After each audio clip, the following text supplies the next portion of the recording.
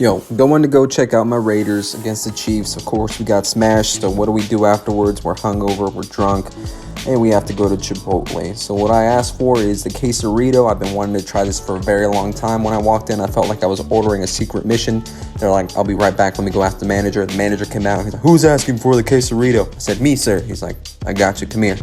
He's like, I'm the only one that's authorized to do this. I said, okay, no problem. Got it made with steak, cheese on cheese, with no veggies, delicious, 8.2 out of 10. Like, subscribe, follow.